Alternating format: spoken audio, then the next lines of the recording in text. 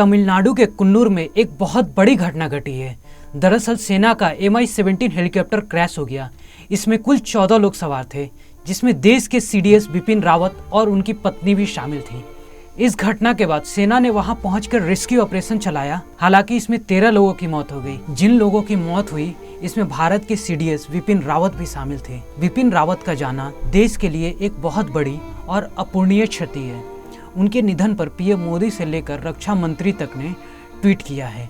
PM ने tweet कर कहा है कि मैं तमिलनाडु में हेलीकॉप्टर दुर्घटना से बहुत दुखी हूं, जिसमें हमने जनरल विपिन रावत और उनकी पत्नी और सशस्त्र बलों के अन्य अधिकारियों को खो दिया है। उन्होंने पूरी लगन से भारत की सेवा की। मेरी संवेदना शोक संतप्त परिवार के साथ है। वहीं रक्षा मंत्री ने कहा है कि तमिलनाडु में आज बेहद दुर्भाग्यपूर्ण हेलीकॉप्टर दुर्घटना में जनरल बिपिन रावत और उनकी पत्नी और 11 अन्य सशस्त्र बलों के जवानों के आकस्मिक निधन से गहरा दुख हुआ है। उनका असामयिक निधन हमारे सशस्त्र बलों और देश के लिए एक अपूरणीय क्षति है।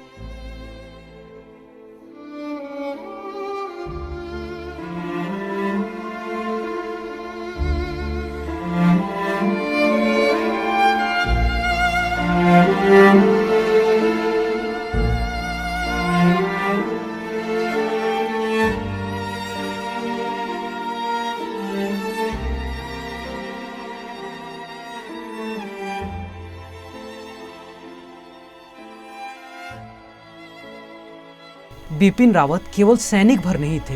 देशभक्ति और सेना में जाने का जुनून उनके खानदान में है। उनकी कई पीढ़ियां सेना में सेवाएं देते आ रही हैं।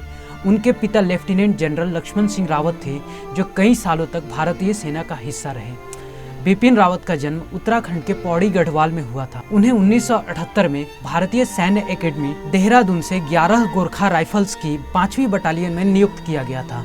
वे 2016 में भारतीय सेना के प्रमुख बने। वे देश के 27वें थल सेना अध्यक्ष थे। जनरल बिपिन रावत को उच्च ऊंचाई वाले युद्ध क्षेत्र और आतंकवाद रोधी अभियानों में कमान संभालने का अनुभव था। उन्होंने पूर्वी क्षेत्र में एक इन्फेंट्री बटालियन की कमान संभाली है।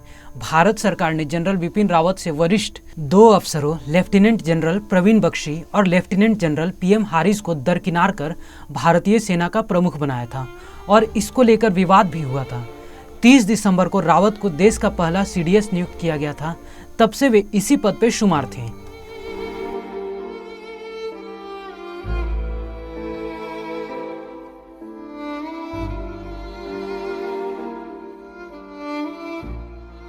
CNN राष्ट्रीय के लिए अंकित सिन्हा की रिपोर्ट।